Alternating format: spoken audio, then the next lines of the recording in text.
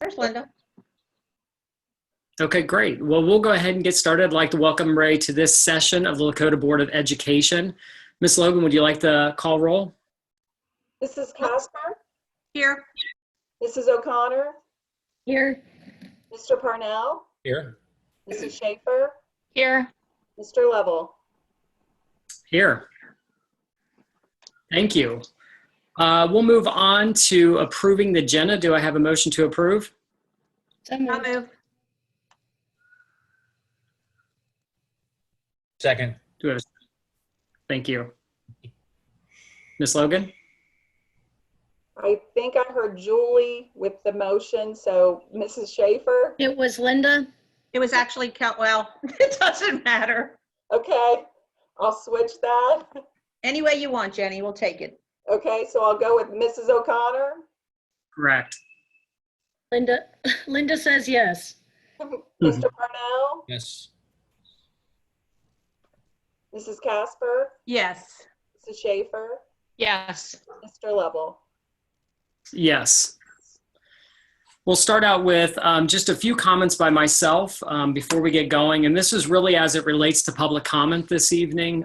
We obviously know that with our virtual meeting, things are just a little bit different. So we wanted to make the community aware of how we were going to approach public comment in this session, understanding that if we have another virtual session coming up, we're going to be working between now and then to enhance this protocol.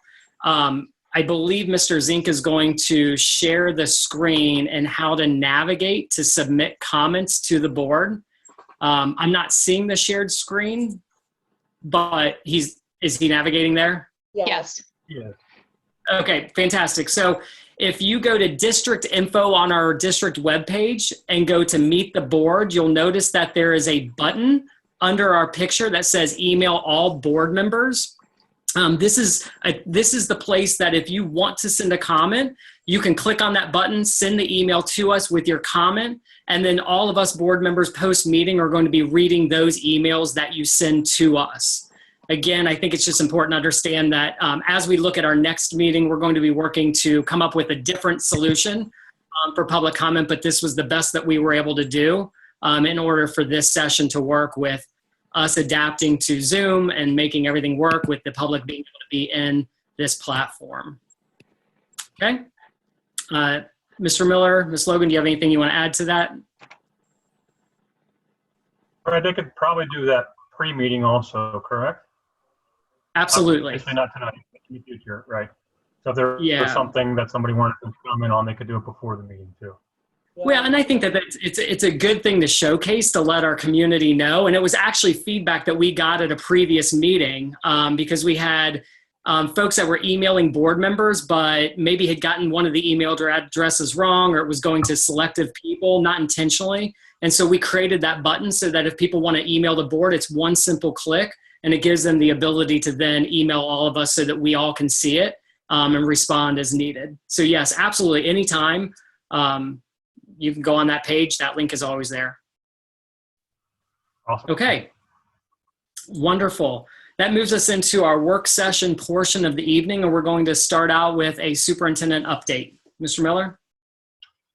Thank you, Mr. Lovell and board members. Just appreciate everyone's flexibility as we move forward with our virtual meeting. So while it might be clunky, we're all here, and I think that's a good thing. So appreciate everybody being here, making that work, and thanks to Mr. Zink behind the scenes for sort of being the host of everything, and to Mrs. Logan for getting that set up. I first want to just thank the board for their support as we move forward with remote learning in the district. I cannot say enough about the teachers and the administrators and staff that have made it work for our kids. I think one of the best things that's come out of this is we're even collaborating a lot, and even more than maybe you would anticipate. I want to give a shout out to Chris Sargent, Child Nutrition. I'm looking at some updates now. So at the end of our third week, a total meal count of 23,276 meals have been served for our students and children ages 1 through 18. So every week the numbers have gone up. So this week ended officially today with distribution, but they'll have food through Friday. and just over 9,000 meals. So I appreciate Child Nutrition Services, Transportation, our SROs who have been helping with that as well. And our schedule is a little bit different because of the Easter holiday. So we fed for 3 days today, which will be Wednesday, Thursday, Friday, and then Monday, even though we're off of school, that's going to be a normal day for food distribution. So we'll be working on Monday to make that happen for our kids and families. So thanks to Chris and his team for that. I also want to just talk about the logins and the amount of time that our kids have been engaged with remote learning. The first 7 days, we've had 208,000 logins on Canvas in one login, which is tremendous. There have been 1.3 million hits on Canvas for our coursework. Thanks to Mr. Wesley and his team, Mr. Tony and his teams for making sure that those things work out. We've had over 1,600 Zoom meetings with over 10,000 participants. So just a tremendous effort of trying to stay connected to our kids and to our teachers. And when we look at a number of kids who haven't been able to access, Lodi, Leah Aguiar, Aisha Moore, and Kyle Wesley have been working to make sure that all of our kids who need access have it. And so just even checking today a little bit with Leah on a previous meeting, it sounds like we're covered. So for a district of almost, total of 17,000 kids, not all those kids would be on a device though. It grades 3 through 12. That's amazing for where we're at right now. I do want to mention, and I've mentioned this before too, that we're prepared for remote learning or building out remote learning till the end of the year. I know that the governor is saying through May 1st, which for us would be May 4th, but just the way it feels and everything that we're hearing, it sounds like it's going to be till our last day of school, which is May 22nd. So that is our intent. That's how we're building everything out. With that, we've already worked on what we're going to do about summer school. So we're extending the summer school deadline. We're also, as an executive team, having conversations about literacy for our kids, especially for K1 and 2. While remote learning is working well for us, we're still missing some of that with some of our youngest readers. So we're talking about how are we going to shore that up when our kids hopefully come back in the fall, and who knows where we'll be with that. And then probably one of the other groups that we're focusing a lot of attention on right now are our current seniors. And so obviously this is not ideal for them in terms of their last year with proms being missed and graduation being moved back. As all of you have heard, with graduation, we were planning some backup dates for Xavier. They were a little unclear about what that would look like, and then they decided Monday to cancel everything through August. So talking with Mr. Vogelman, Mr. Card, Mrs. Davis, we are looking at potentially hosting our own graduations at East and West. It just feels like we would have more control of that and be able to move it if need be. So we're looking at some summer dates now. The sort of issue a little bit with that is we're also replacing turf this summer. So we are working around those dates to move that timeline up. So I'm anticipating hopefully we get some dates late June, late July on the calendars for both East and West to get that scheduled for graduation. And obviously weather dependent, so we'll have some rain dates. We want to get that word, and I think this makes sense to everybody. We want to get that word officially to our seniors and to their parents first, and make sure, and just so you know too, we've had a lot of student voice in terms of how to capture this year appropriately for our kids in terms of graduation and some other things to celebrate this class. And so I think, again, not finalized by any stretch, but I think if we host something at East and West at the stadiums for our kids, I think that's a good rallying point, right, for our community in terms of coming back and providing closure for those kids in a venue that they didn't get to spend their whole senior year at. So I think there's some positives that can come out of that. I think also it probably gives a chance for some of our community members who maybe wouldn't have gone down to Cintas for graduation, who don't have seniors, maybe to attend and be a part of that, just as a tribute to our kids and through the year that they went through this year. And I know I don't have firm dates yet, but we're really, really close to making that happen. We have a few things to work out with turf companies and whatnot, but Does anybody have any questions or concerns about sort of that direction? Excuse me, I have 3 questions. Linda speaking. The first, Matt, can we get those numbers and all of that in writing? And I'm that sorry? update? Can we get that update in writing, please? With the I'm not- numbers and all that? Your update of the numbers Absolutely. of kids. Yeah. I can shoot it to you when the meeting's over with. That'd be great, thank you. Are there Sure. any concerns about Zoom security? So I have that a little bit later down in my report here. I just wanted to give you the chance to weigh in on graduation, but that had come up over the weekend, and so Mr. Wesley has been on it. There's some of the states and schools that were having issues with Zoom were using the free version, and it wasn't locked down as well. But as all of us know in Lakota, Mr. Wesley is very cognizant of some of those things. Not saying that something couldn't happen in terms of a security breach. Things pop up from time to time, but we are locked down. We're using the pro version. I might not be saying that exactly right, but it's the higher end version for our kids. And so far, knock on wood, we have not had any issues with Zoom bombing. That's not a challenge to anybody to breach that. But so far, we've been pretty good. And so there are other teleconferencing issues going on with other platforms. I got an alert today about Google Meet. We don't use Google Meet, but they had some of the same issues that Zoom was having. So right now, I think we're pretty good. I know Mr. Wesley's in the room, so if I'm saying something wrong, I'm sure he will text me and tell me that. But we had that conversation over the weekend, and then again, the executive team. Okay, our teachers are aware of concerns and what to watch for and all? If they're So using far, Zoom yeah, with I their haven't heard students? any issues with Zoom. Have not heard any issues with Zoom at Lakota. Okay, Matt, when will we be making a decision on graduation? In the next days, in the next weeks, just out of curiosity? I'm hoping to have something go out tomorrow or Friday. Oh, okay. We're That just, could all change based on Governor DeWine. it could, right, it could. So we could have some summer dates scheduled, and then the shutdown or the numbers of people congregating still might not be alleviated. And so you're right, we might have to push it back even further. But that's why if it's sort of on our turf, no pun intended, we can pivot if we need to pivot. but we don't have any intention at this point of canceling completely. No, that's not been, we're not going to do that. We're going to do something to honor these kids, and that's what we've said all along.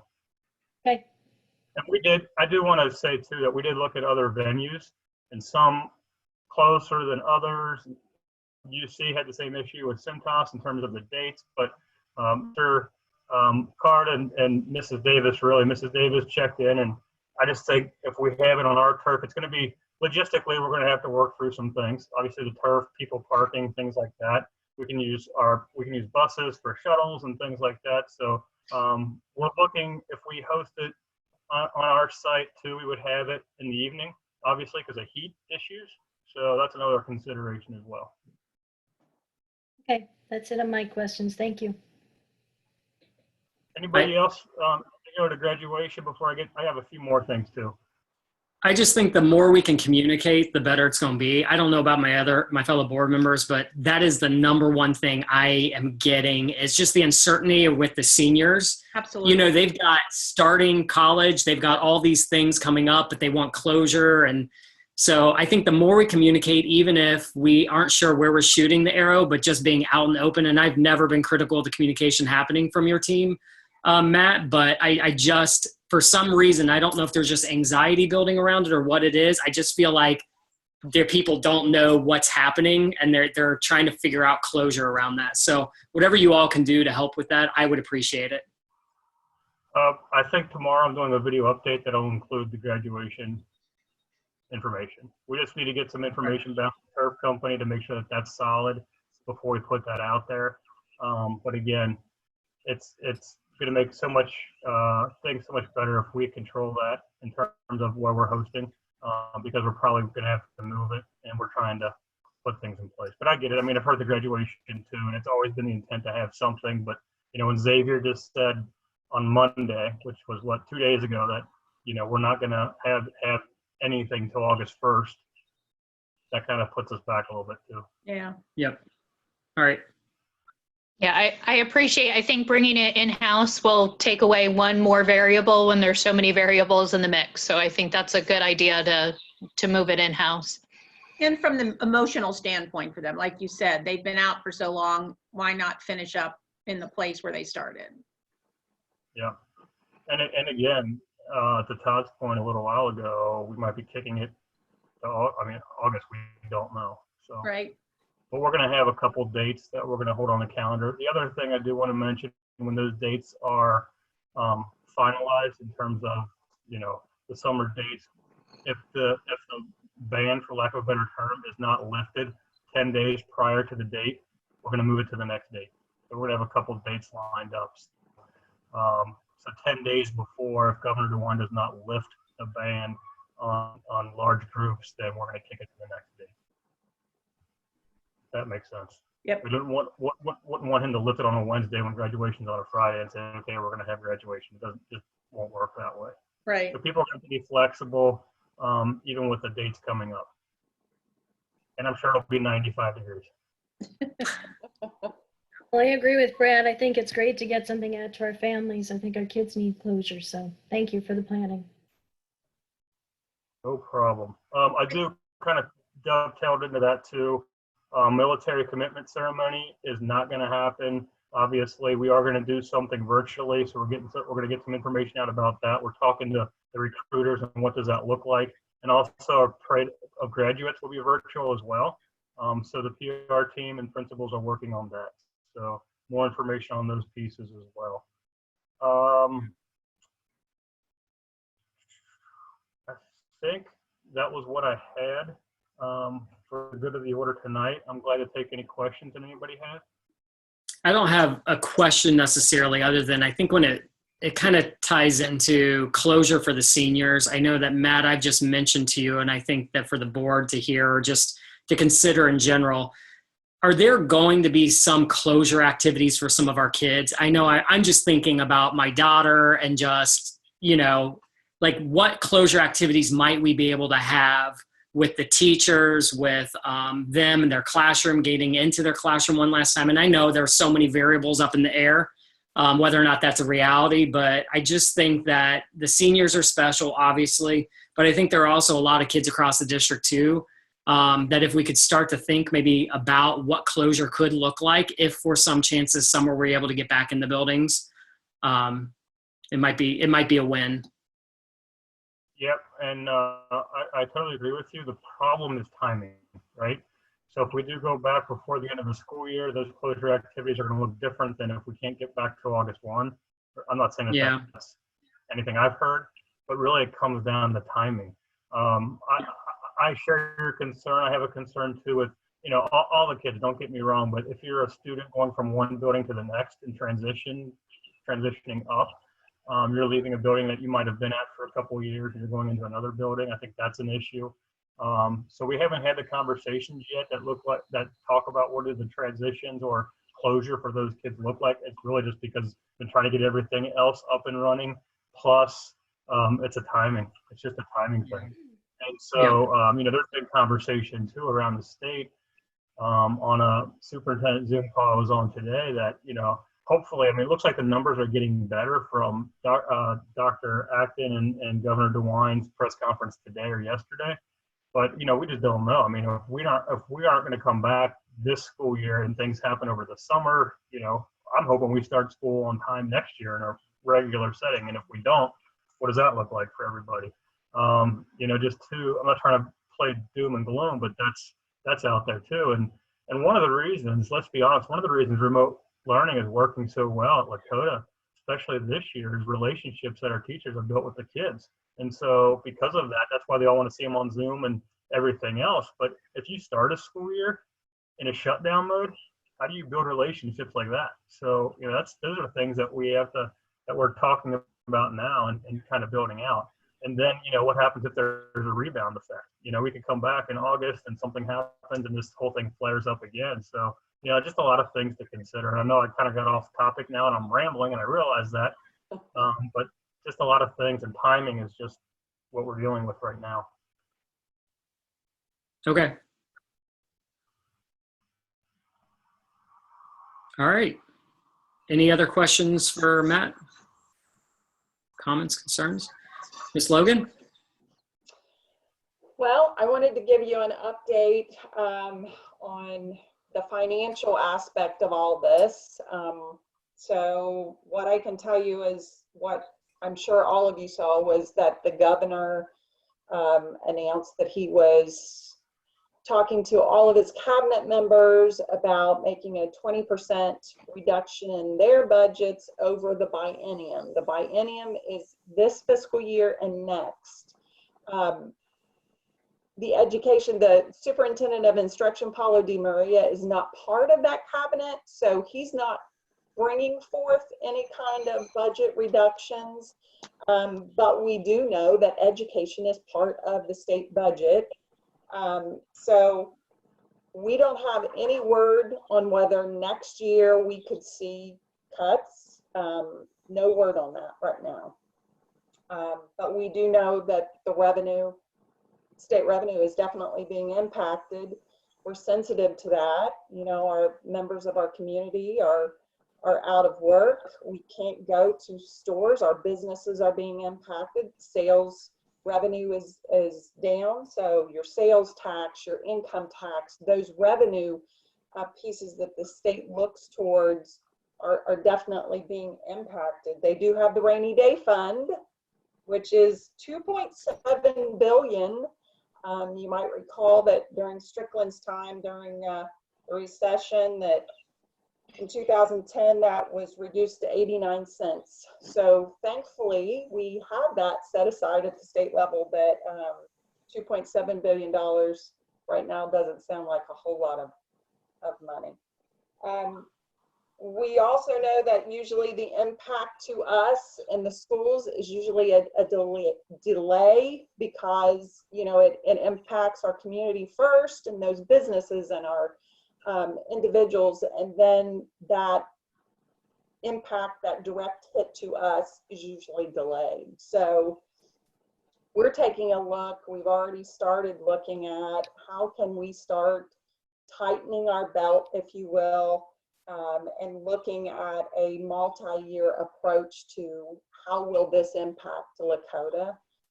Nothing is status quo for any of us right now. So we're looking at it, while at the same time we know that the remote learning has brought forth some other pieces that, we're also tracking any kind of costs that we're having with this whole COVID-19. We've started tracking those expenditures because we do know that there's some FEMA dollars that will be available to us. So I'm staying on those calls, trying to find out how we seek reimbursement for costs there, as well as the CARES Act. There was over $30 billion that was put into it for K-12 higher ed. So that's supposed to come to the states, and then the states figure out how to distribute that. I don't know whether it's going to be on a reimbursement basis or whether they'll use that as stimulus dollars to help fill a hole, if you will, on what's going on at the state level. There's just a whole lot of things we don't know right now. So we're trying to track things, trying to do things behind the scenes to keep things moving and keep things going. And also on a cyber, with everybody working remotely, we've also really tried to tighten things up there to make sure that all of those security things are in place as well. So that's about it. Any questions for me? Kenny, can we get an update? Just a monthly update on where we're at, sent out to us? Sure. At our next board meeting, which I'm trying to remember when our next board meeting is, it's towards the end of this month. You'll have your your monthly financial report in there, but I can also, hopefully at that time, Linda, we'll have more information and I can share. But I can put a further update included in that. Be great. The next meeting looks like April 20th. There you go. All the dates Jen- still the same. All the dates run together. Yes. Me too. Jenny, I'm assuming, you're obviously going through everything just to see, what are some of the things that we're operating right now under that we don't need to be paying or X, Y, or Z. I'm assuming there's a cost savings too, since we don't have people in the buildings, right? So there's going to be savings on that end with the physical buildings being closed at the moment. Are you guys able to figure that out now, or is that something that's going to take time to comparatively look at it from previous years? I think it's unfolding as we go, but like for example, a lot of the expenditures that we were going to use in the spring for projects with students, maybe some of those things aren't happening now.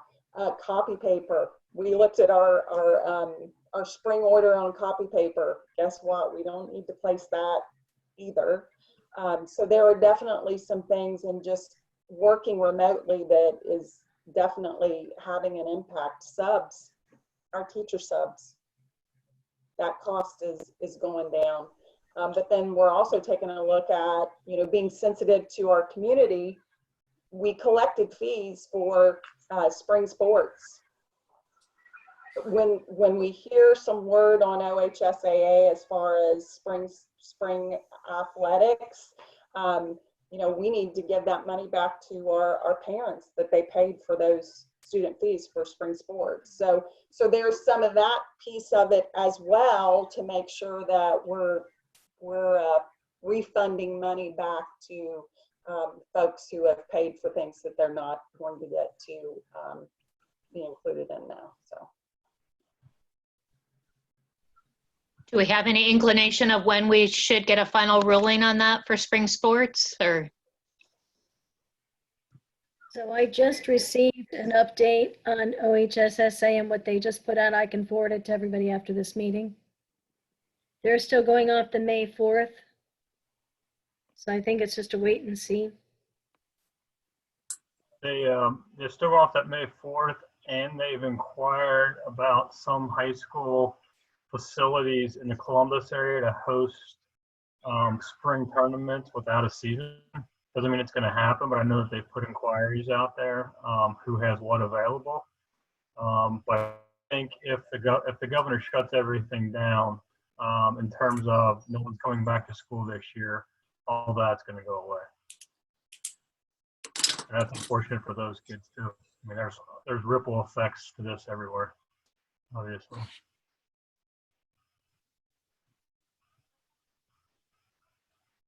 Any other questions for Jenny? Okay. I just noticed on the agenda as I look that there's no closing comments. Can we still do that before we adjourn? Yep. Okay, Yes. great. Well, we'll start with closing comments then. Excuse me. Before we adjourn, could I ask another question? Sure. Where are we sitting in our facilities piece? Thank you. That's a good question. Thank you. So we pressed pause, obviously, because of everything that's going on with COVID-19. Just talked to the exec team today. We need to get the small group back together via Zoom. I'm hoping to shoot that setup hopefully early next week, so we can get a briefing from the architects and from Chris to talk about where we're at and where we move from here. So I think since we're starting to hit a rhythm finally with remote learning, I think we can start putting that back into at least discussion and where do we go from here in timeline. So at this point, it's on hold until the committee talks. Yeah, I think that makes sense, and hopefully the committee can get back together next week via Zoom. I just think, I think it's the bigger conversation like Jenny was saying. I like the idea that we're meeting back in committee before coming as a full board again or a work session. I just think we have to be sensitive to the community right now. We need to be sensitive to everything that's going on. And, you know, if this is something that we have said as a priority and we want it to be prioritized, there's too much happening right now. What I don't want is the community, in my opinion, I don't want the community to think like things are happening over here in the midst of COVID-19, in the midst of remote learning, things are happening, the ball's rolling, because that's not the message we want to send. We want the community to feel that they are hearing and listening and having input. And so I personally, as one voice, thinks that we just need to tread lightly, hit pause, and have those conversations in committee and think about what is the right time to, quote unquote, resurrect this back to in front of the community. I agree completely with you, Brad. I'm very concerned about being tone deaf to what's going on in the community with people losing jobs and layoffs and all the rest. So I would like us to be very sensitive as well. Yeah.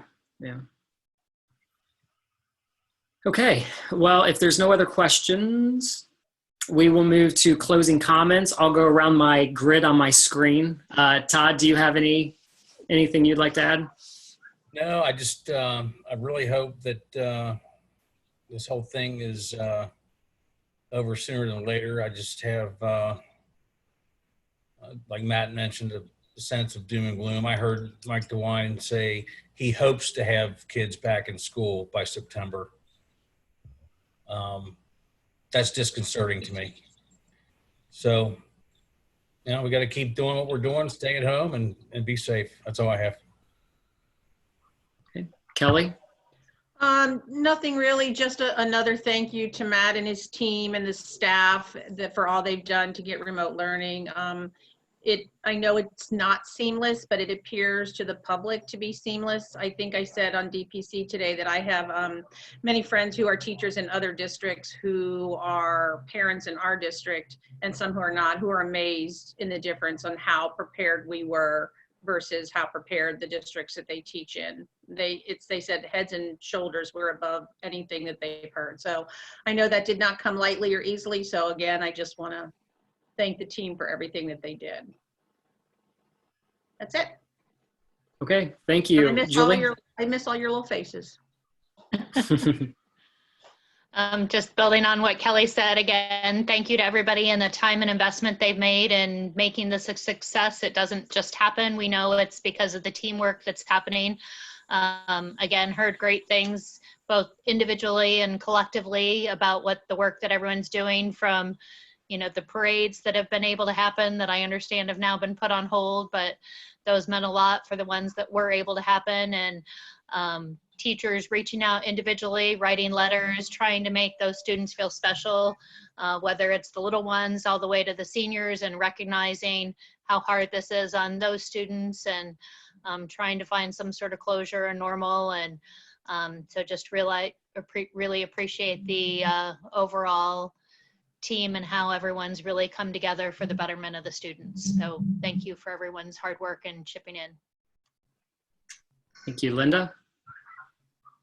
A couple of practical things. I think Matt and Kelly were both on this as well. So last Friday, we were on a webinar with the Southwest Region and OSBA, and they ended up giving out several links and information, and I did do a copy-paste document of all those, and I'll forward that to everybody after the meeting as well.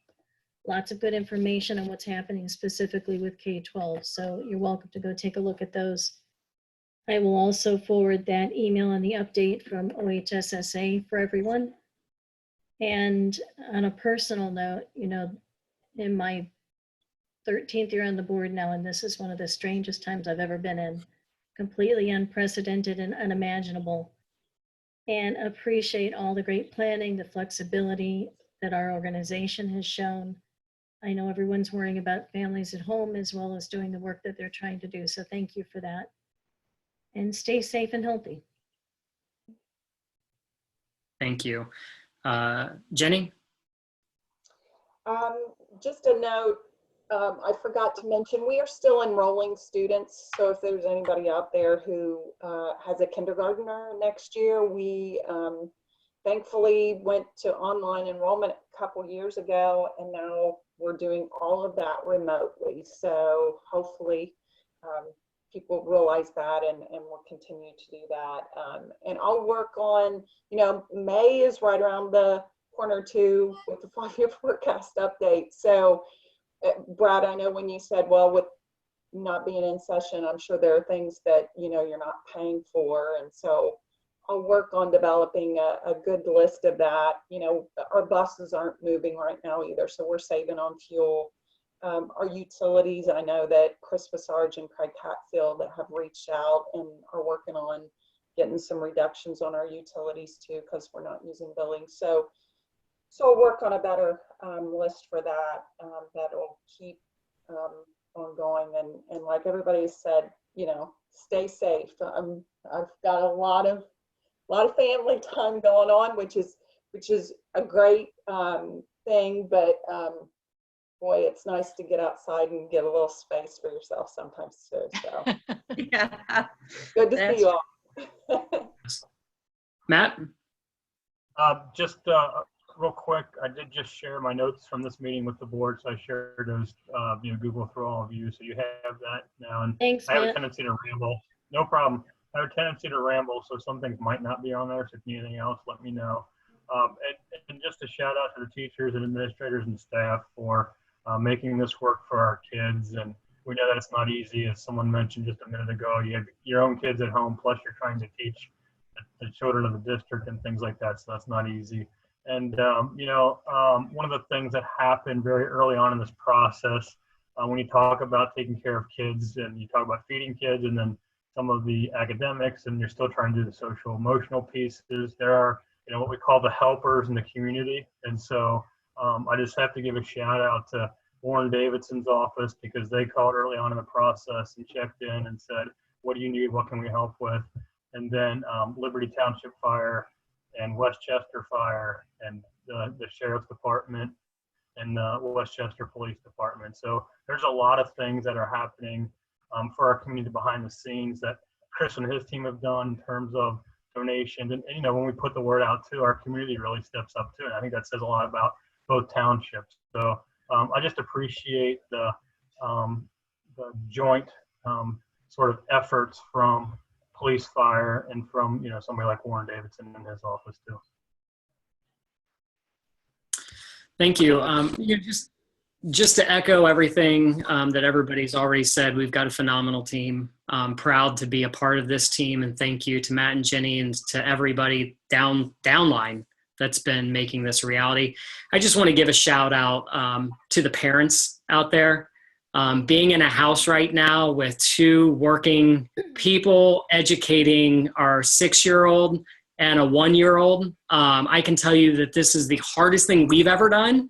And so I just try to lean on empathy of all of our parents right now, and some of them might be going through job losses. Some of them, it's just a really, really tough time, and you have to really search for the blessings. But just a shout out to our parents who are making this work on a daily basis. There's not the amount of coaching in the world from a teacher to match the reality of what's happening every single day from 8 to 4. And so, so thank you to our parents for giving us grace. Thank you to our parents for stepping up every day and being patient, but also stepping in a lot of areas that our teachers have had for a good amount of time. It's not, we keep saying it's not summer. It's different, right? It's not summer. And so, yeah, just a shout out to them. All right. We can go ahead and adjourn. Do I have a motion? Linda moves. Julie, second. Jenny? Mrs. O'Connor, Yes.